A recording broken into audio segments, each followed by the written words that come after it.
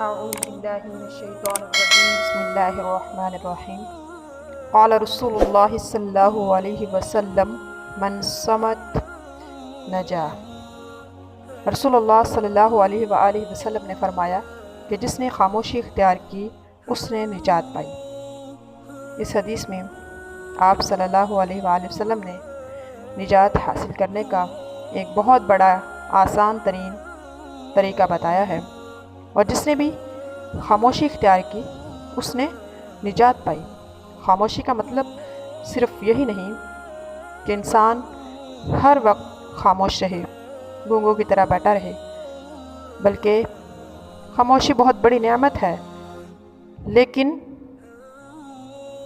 بہت ساری جگہوں پہ بولنا پڑتا ہے، لیکن بھلائی کی بات، فضول بات نہ کرے، جو بات فائدے کی ہو وہی بات منہ سے نکالے۔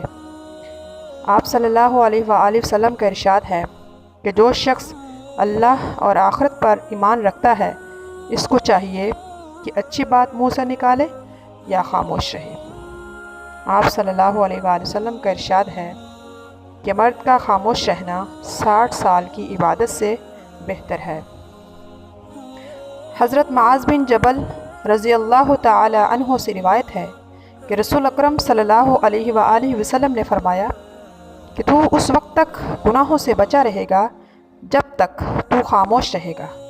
جب تو نے خاموشی توڑی اور تو بول پڑا تو وہ بات تیرے فائدے کے لیے ہوگی یا وہ تجھ پر وبال بن جائے گی۔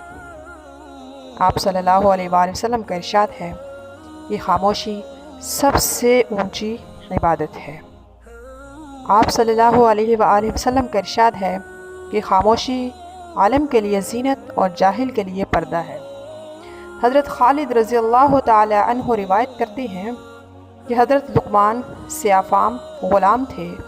ان کے مالک نے ان سے کہا کہ ہمارے لیے ایک بکری ذبح کرو۔ انہوں نے اسے ذبح کیا۔ وہ بولا اس سے بہترین گوشت کی بوٹیاں نکالو۔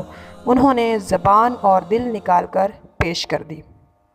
پھر دوسری مرتبہ مالک نے اس سے کہا کہ ایک بکری ذبح کر کے اس سے 2 گندی بوٹیاں نکال لاؤ۔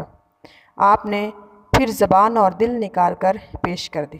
مالک بولا میں نے تجھے حکم دیا تھا کہ اس بکری سے 2 پاکیزہ بوٹیاں نکالو، تو نے زبان اور دل نکالا، اور جب میں نے تمہیں دوسری مرتبہ کہا کہ اس بکری سے 2 گندی بوٹیاں نکالو تو پھر بھی نے زبان اور دل کو نکالا۔ حضرت لقمان نے فرمایا کہ دل اور زبان ایسی چیزیں ہیں، اگر یہ دونوں ٹھیک رہیں تو اس سے زیادہ پاکیزہ اور صاف کوئی چیز نہیں۔ اگر یہ دونوں اعضاء گندے ہو جائیں تو اس سے زیادہ گندی بوٹی اور کوئی نہیں۔ تفسیر ابن کثیر۔